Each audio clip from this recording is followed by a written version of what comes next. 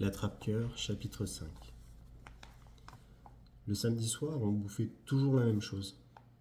On était censé s'en mettre plein la lampe parce qu'il nous servait des steaks. Je parierais 1000 $ que si on avait droit au steak le samedi soir, c'était pour l'unique raison que beaucoup de parents venaient au collège le dimanche.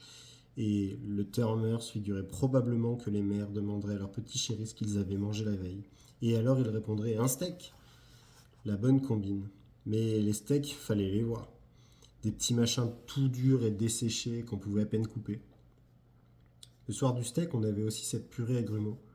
Et pour le dessert, du pudding, du brown Betty, un truc infect que personne mangeait sauf peut-être les mômes des petites classes qui n'y connaissaient rien et des types comme Aclé qui engouffraient n'importe quoi. Mais quand on est sorti du réfectoire, c'était chouette. Il y avait par terre 10 cm de neige et ça tombait encore à la pelle. C'était vachement beau. On s'est mis à se jeter des boules de neige et à faire les comptes tous azimuts. Des jeux de gamins, mais on rigolait bien. J'avais pas de rencard. Alors, avec mon copain Mal Brossard, un type de l'équipe de lutte, on a décidé de prendre le bus pour Augustown et de se taper un hamburger et peut-être voir une cochonnerie de film. On n'avait pas envie de passer la soirée au collège sans lever le cul dessus nos sièges. J'ai demandé à Mal si ça l'embêtait qu'Aclé vienne avec nous. Je demandais pour la raison qu'Aclé faisait jamais rien le samedi soir sauf rester dans sa chambre à tripoter ses boutons ou quoi. Mal a dit que ça l'embêtait pas vraiment, mais que ça l'emballait pas non plus. Il aimait pas trop Aclé. Bon, on est allé dans nos pioles pour s'habiller, et tout en mettant mes bottes et mon fourbi, j'ai braillé pour savoir si Aclé voulait venir au cinoche. Il m'a très bien entendu à travers les rideaux de la douche, mais il a pas répondu illico. C'était le genre de type qui détestait vous répondre illico. Finalement, il s'est amené à travers les foutus rideaux, et il était là, sur le rebord de la douche, à me demander qu'est-ce qu'il y aurait à part moi. Il fallait toujours qu'il sache qui est-ce qu'il y aurait. Ce type, je vous jure, s'il fait un jour naufrage et qu'on va le chercher avec un canot sauvetage, avant de monter, il faudra d'abord qu'il se renseigne pour savoir qui tient les rames. Je lui ai dit Mal Brossard. Il a dit ce couillon. Bon, d'accord, une seconde. Il avait toujours l'air de vous faire une faveur. Il a mis dans les 5 heures pour se préparer. En attendant, j'ai ouvert la fenêtre et j'ai tassé de la neige dans mes mains. Et j'ai fait une boule. La neige était juste bien pour ça. J'ai pas lancé la boule. J'allais la lancer sur une auto garée de l'autre côté de la rue, mais j'ai changé d'idée. L'auto était toute blanche et chouette. Puis j'allais la lancer contre une fontaine, mais ça aussi, c'était blanc et chouette. Finalement, cette boule, je l'ai pas lancée. J'ai simplement fermé la fenêtre et j'ai déambulé dans la piole en tassant la neige encore plus dure. Et je l'avais toujours à la main quand on est monté dans le bus. Moi et Brossard et Aclé. Le conducteur a rouvert les portières et il m'a dit de l'acheter. J'ai dit que je n'allais pas la lancer sur quelqu'un, mais il ne m'a pas cru. Les gens veulent jamais vous croire. Le film qui était à l'affiche, Brossard et Aclé l'avaient vu déjà. Alors, tout ce qu'on a fait, on s'est tapé 2 hamburgers et après ça, on s'est offert quelques parties de flipper. Et puis on a repris le bus pour penser. Je m'en foutais de pas voir le film.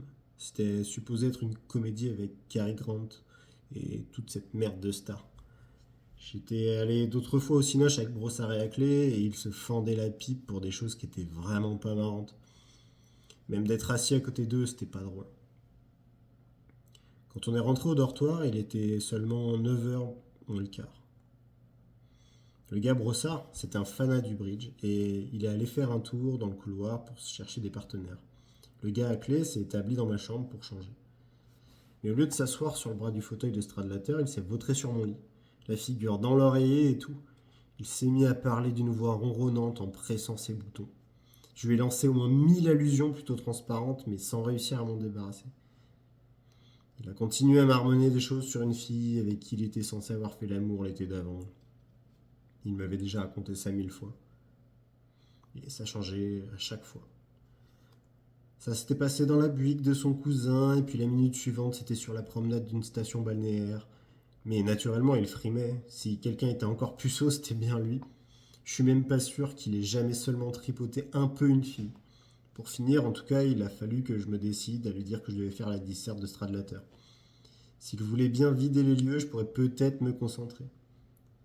Ça a pris du temps, comme d'habitude, mais quand même, il a fini par dégager. Alors je me suis mis en pyjama et robe de chambre, j'ai enfoncé ma casquette sur ma tête et j'ai attaqué la foutue disserte. L'ennui, c'est que j'arrivais pas à penser une pièce ou une maison à décrire comme Stradlater avait dit. Je raffole pas de décrire les pièces ou les maisons. Donc voilà ce que j'ai fait, j'ai parlé du gant de baseball de mon frère Ali. C'était un bon sujet de description, vraiment bon. Mon frère Ali avait un gant de baseball pour jouer gaucher. Parce qu'Ali était gaucher. Ce qui prêtait à description, c'est qu'il y avait des poèmes écrits sur les doigts et partout à l'encre verte. Mon frère les copiait sur son gant pour avoir quelque chose à lire quand il était sur le terrain et qu'il attendait que ça redémarre.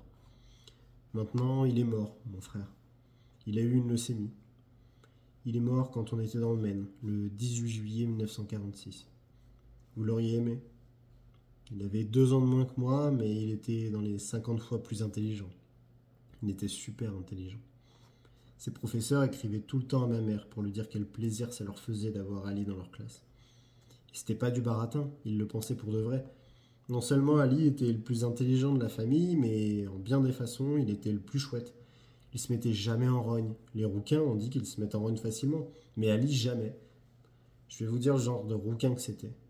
J'ai commencé à jouer au golf quand j'avais à peine 10 ans.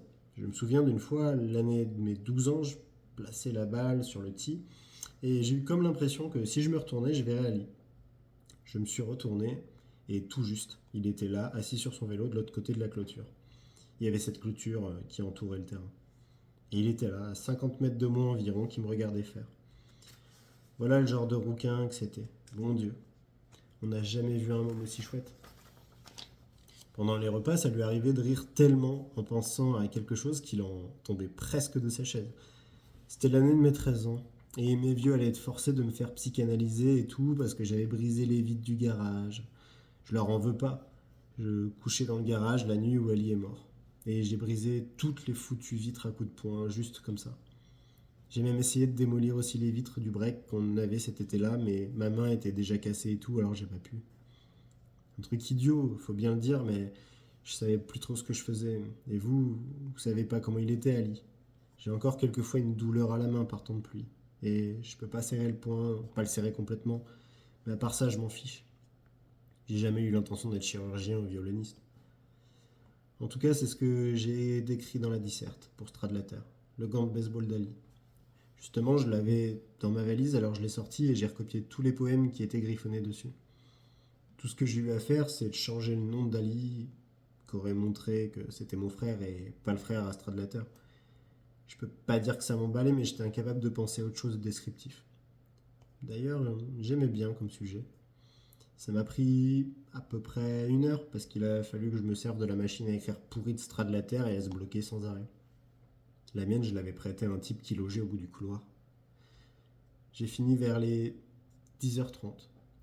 Je me sentais pas fatigué, aussi j'ai regardé un moment par la fenêtre. Il neigeait plus, mais de temps en temps on entendait une voiture qui avait des problèmes de démarrage. On entendait aussi ronfler à clé à travers les rideaux de la douche. Il avait de la sinusite et quand il dormait, il suffoquait un brin.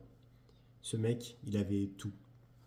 Sinusite, boutons, dents gâtées, mauvaise haleine, ongles pourris. On pouvait pas s'empêcher de le plaindre un peu, le pauvre con.